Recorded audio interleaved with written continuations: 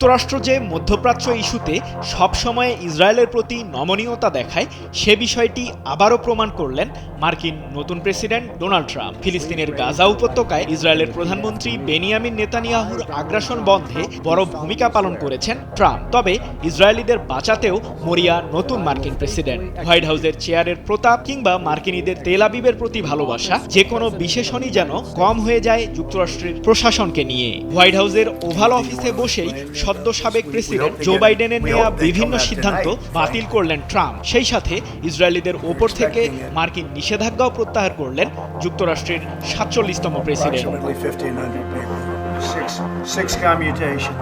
গাজা উপত্যকায় ইরান সমর্থিত সশস্ত্র গোষ্ঠী হামাসকে নির্মূলে ২০২৩ সালের অক্টোবর থেকে আগ্রাসন শুরু করে ইসরায়েলের প্রধানমন্ত্রী নেতানিয়াহু। ১৫ মাস ধরে চলা ওই সংঘাতের অবসান চলতি মাসের ১৯ তারিখে হয়েছে।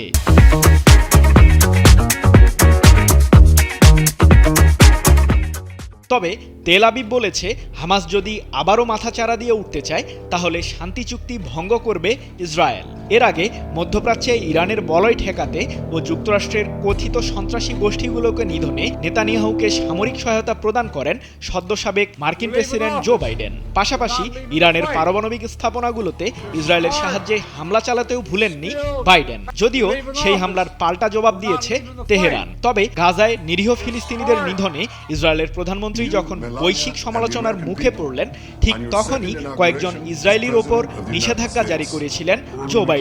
এবার সেই নিষেধাজ্ঞা তুলে নিয়েছেন মার্কিন নতুন প্রেসিডেন্ট ট্রাম্প।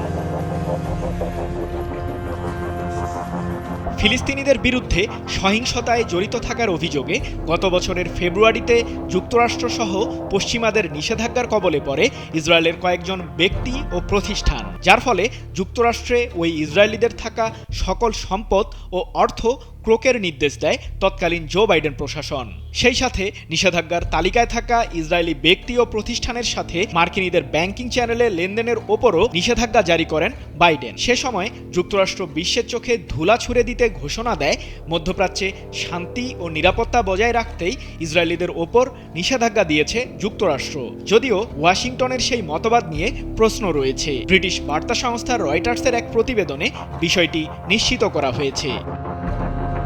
গত বছরের অক্টোবরে প্রধানমন্ত্রী নেতানিয়াহুর ঘনিষ্ঠ ও ইসরায়েলের একটি সংস্থার চেয়ারম্যান ইসরায়েল গাঞ্জ বলেছিলেন, মার্কিন পরবর্তী প্রেসিডেন্ট হিসেবে ডোনাল্ড ট্রাম্প ক্ষমতায় এলে আমাদের প্রতি জারি করা বাইডেন প্রশাসনের সব নিষেধাজ্ঞা তুলে নেবেন ট্রাম্প।